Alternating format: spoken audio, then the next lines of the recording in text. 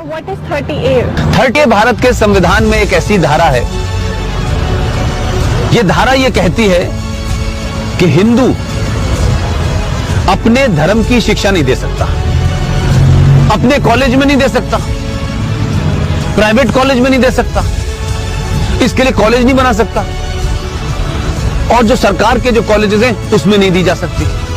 लेकिन एक धारा है 30, वो 30 धारा मुसलमानों को इस बात की इजाजत देती है कि वो अपनी मजहब की शिक्षा के लिए कॉलेज खोल सकते हैं, वो मदरसे चला सकते हैं, क्रिश्चियन अपने मदरसे चला सकते हैं, स्कूल इंस्टीट्यूशन चला सकते हैं जहां वो अपने मजहब की शिक्षा दे सकते हैं। मेरा सवाल यह है, क्या संविधान के निर्माताओं को इस बात का बोध नहीं था कि सिन्नी जी, अगर आप अपने धर्म की शिक्षा आपको नहीं मिलेगी तो आप में संस्कार कहां से आएंगे, आप में फेथ कहां से आएगा, आप वेद क्या हैं, पुराण क्या है, कैसे जानेंगे अगर आपसे कहा जाए आपको यह नहीं पढ़ना है।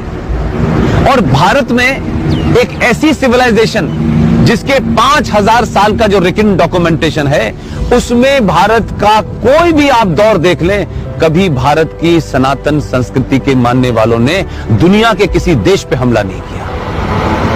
यह शब्द बलात्कार हमारी संस्कृति का हिस्सा नहीं था। ये घूंघट इसलिए नहीं था कि हमारे यहां था, हमको गलत नैरेटिव दिया क्या।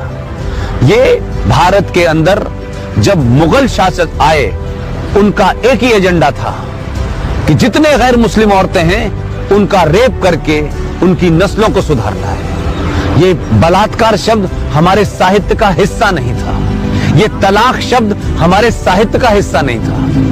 हमारी परंपरा और संस्कृति में 7 फेरे जीवन भर के लिए जाते हैं। इस्लाम में शादी is a contract between 2 people, it's a business. आपने शादी मुझसे की और शादी करने के कुछ दिन के बाद आपको लगा कि मैं रहना नहीं चाहती, तो बिजनेस कॉन्ट्रैक्ट है, आपने कॉन्ट्रैक्ट कैंसिल कर दिया। तो आर्टिकल 30A भारत के संविधान से हटना चाहिए। इस देश के 90 से 95 करोड़ हिंदुओं को उनका शास्त्र क्या कहता है, उनका वेद क्या कहता है, इसकी शिक्षा की इजाजत देनी चाहिए।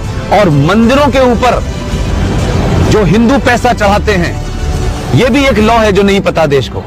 भारत के जितने भी मंदिर हैं उस पे जो पैसा चढ़ता है वो सरकार के खजाने में चला जाता है। और भारत के मजारों के ऊपर जो पैसा चढ़ता है, जो गुरुद्वारों में पैसा चढ़ता है, वो सारा का सारा पैसा उस धर्म के मानने वालों के पास चला जाता है। सिर्फ भारत के हिंदुओं का पैसा जो आप अयप्पा पे चढ़ाती हैं, जो महाकाल पे चढ़ाती हैं, जो वैष्णो देवी पे चढ़ाती हैं, वो पैसा सरकार ले लेती है। तो अगर भारत के मंदिरों पे चढ़ने वाले पैसे से भारत के लोग, हिंदू लोग, सनातनी लोग अपने विश्वविद्यालय खोलना चाहें कि हम सनातन की संस्कृति के बारे में बताएंगे, पुराणों को पढ़ाएंगे, तो उसकी भी छूट नहीं है। ये संविधान में 2 धाराएं एंटी हिंदू हैं, इनको समाप्त होना चाहिए। और मैंने कल भी घोषणा की है कि अगले 2 साल में इसके खिलाफ भी मैं